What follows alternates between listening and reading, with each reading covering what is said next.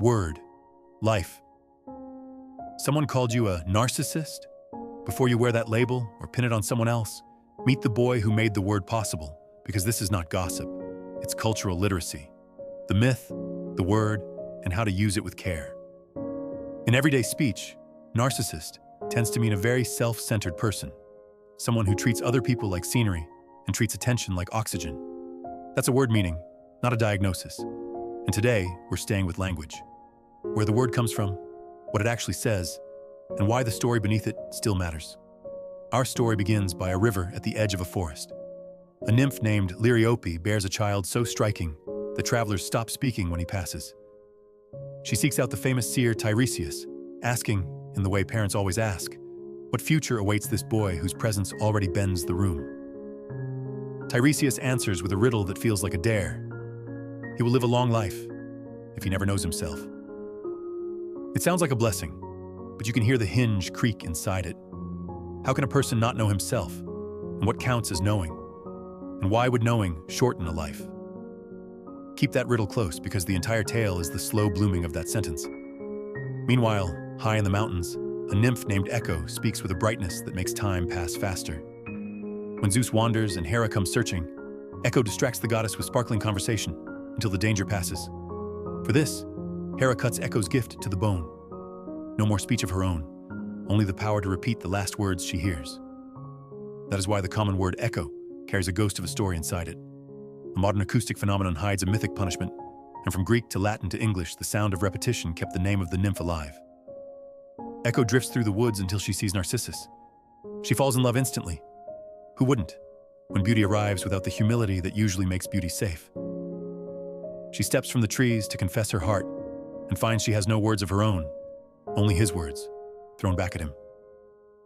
She reaches out, arms open, and he, startled and proud, answers coldly and keeps walking. She withers into a voice that wanders the hills without a body to anchor it, and Nemesis, the goddess who answers arrogance with balance, takes note. A consequence is set in motion, not out of cruelty, but out of symmetry.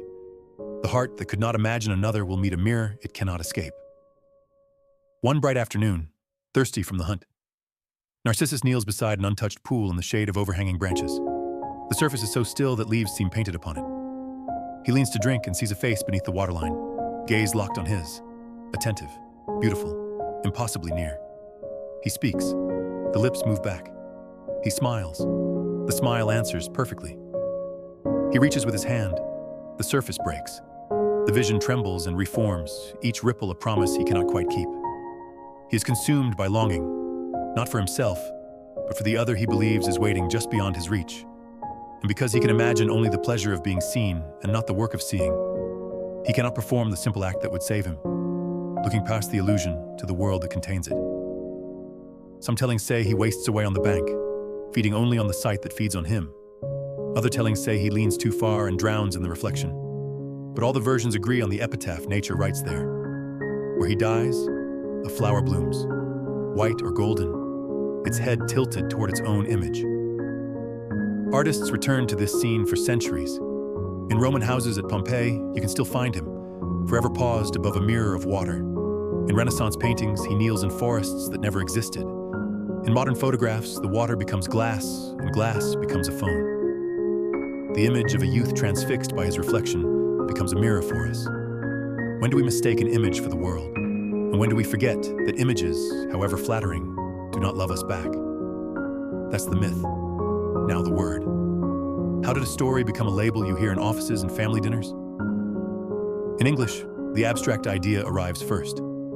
Narcissism, the habit or pattern of self-worship, enters our vocabulary in the 19th century as writers and thinkers reach for a name to describe a familiar human drift toward fascination with one's own image. A little later, the person word follows, narcissist, a label for someone marked by that habit. It's a simple pathway, story to idea to label.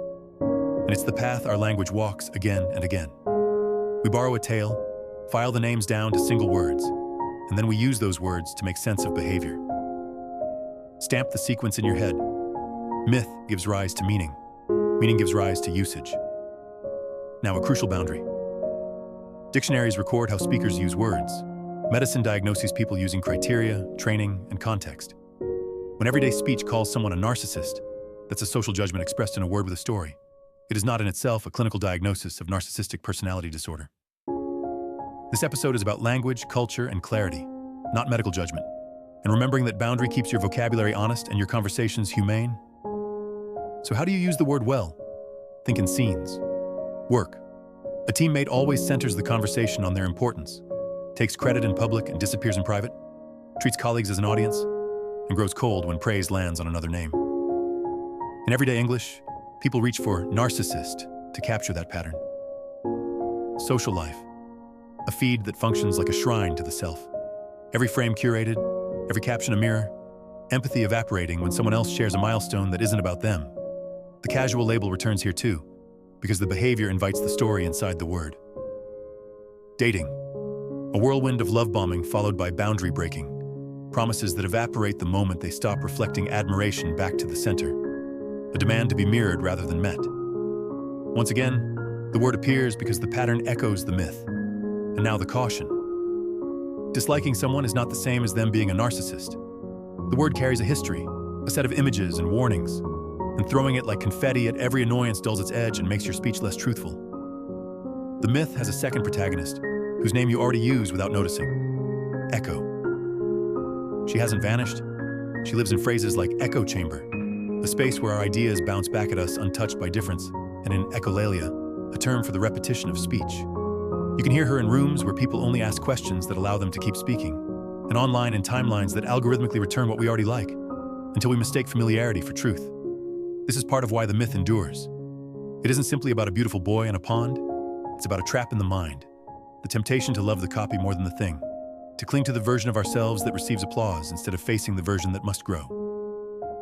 Narcissus is not a warning against healthy self-regard or against the ordinary joy of recognizing your own strengths.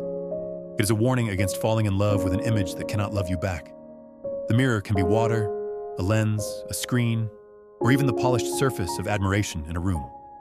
The technology changes, the temptation doesn't, and the loneliness that follows feels timeless. Notice how the prophecy snaps into focus now. He will live a long life if he never knows himself. To know himself in this riddle is not the wisdom of self-knowledge we praise. It's the fatal recognition that the beloved face is his own, the moment when the mirror collapses and the world reappears too late. The myth suggests that a life spent worshiping an image ends before the person inside it can truly begin, and the flower that bears his name reads like a botanical footnote about the cost of such worship. Language remembers. Each time you hear narcissist tossed across a room, you can choose to hear the older music underneath. A riverbank, a prophecy, a curse that steals a voice, a mirror made of water, a boy who can only love the reflection of himself, and a flower that leans toward its image as if the sun were a face. You can choose to use the word with precision, to reserve it for patterns that actually echo the story, and to keep separate the realm of labels from the realm of diagnoses. You can also choose to let the myth teach something gentler. That attention is not love, that being seen is not the same as being known, that there is a kind of self-regard that makes us kinder, and another kind that leaves us alone with a copy. If you want a quick test in daily life, ask whether a person treats other people as mirrors or as windows. Mirrors reflect us back to ourselves. Windows let us see beyond ourselves. And notice how your language changes with the answer. The point of keeping myths alive isn't to sound cultured, it's to keep our culture legible. Old stories make new speech make sense. Now, when you hear narcissist, you don't just hear an insult. You hear a compact biography, a prophecy about knowledge, a punishment that steals a voice, a gaze imprisoned by a surface, and the fragile reward of loving something that cannot return it. That is cultural literacy, myth to word to life. If this helped you read a word more clearly, imagine reading the world more clearly. Which foundational phrase should we unlock next? Achilles' heel, the one vulnerable point that undoes a strength, or Sisyphean task, the labor that never ends.